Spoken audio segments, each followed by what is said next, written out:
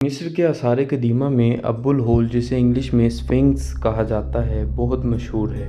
ابو الہول عربی زبان کا لفظ ہے جس کے معنی خوف کا باب ہیں۔ جیزہ، قاہرہ کے عظیم الجثہ بت کا عربی نام جس کا دھڑ شیر کا اور سر آدمی کا ہے۔ ابو الہول نام فاطمی دور میں رائج ہوا۔ اس سے قبل اس کا قبطی نام بلہیت تھا۔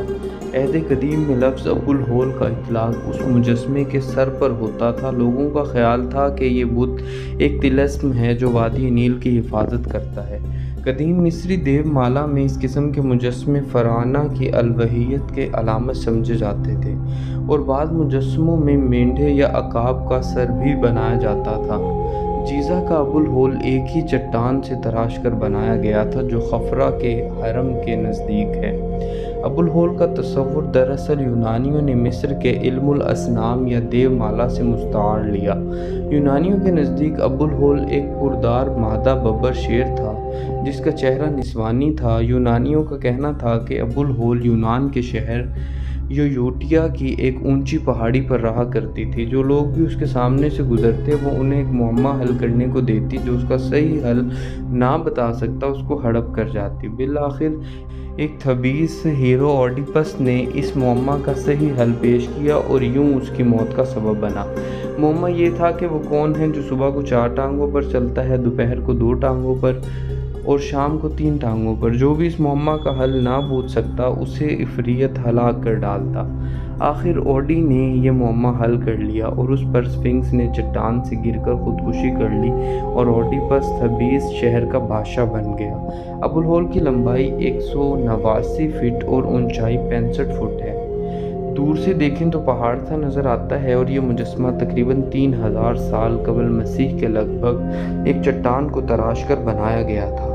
اس کی انسانی شکل کے بارے میں یہ کہا جاتا ہے کہ یہ فرعون کی شبیہ ہے، لیکن مزے کی بات یہ ہے کہ اس کی شبیہ کے بجائے اس کے بھائی سے ملتی جلتی ہے۔ یہ مصر کے دارالحکومت قاہرہ سے 60 میل دور جیزہ، غزہ کے ریگستان میں موجود چونے کے پتھر کی پہاڑی کو کاٹ کر بنایا گیا ہے۔ اس کے سر پر اب بھی فرعون کے روایتی رومال اور اس کے درمیان پیشانی پر ناک کی شبیہ صاف دیکھی جا سکتی ہے۔ اس مجسمہ کی ناک اور داڑھی بھی ٹوٹی نظر آتی ہے۔ ان دونوں چیزوں کے ٹوٹنے کی وجہ یہ ہے کہ 820 میں خلیفہ ہارون رشید کے بیٹے عبداللہ مامون نے اہرام اعظم کے اندرونی حصے کی مکمل معلومات حاصل کرنے کے لیے اپنے کچھ ماہرین تعمیرات کے ساتھ مصر میں قدم رکھا۔ کافی عرصے تک جان توڑ کوشش کے باوجود بھی جب مسلمانوں کو کوئی خاطر خواہ کامیابی حاصل نہ ہوئی تو غصے میں انہوں نے ابو الہول کے مجسمے کی ناک اور داڑھی کو توڑ ڈالا، اور ٹوٹی ہوئی ناک قاہرہ کے عجائب گھر اور داڑھی برطانیہ کے برٹش میوزیم میں رکھی ہوئی ہے۔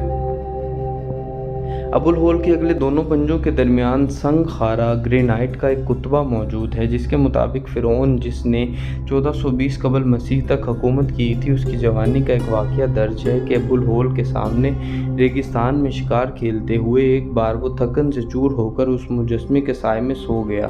اس زمانے میں یہ مجسمہ ریگستان کی ریت میں کندھے تک دھنس چکا تھا، اور اگر کچھ عرصہ اور اسی طرح رہتا تو شاید ہی مکمل طور پر ریت میں دھنس جاتا۔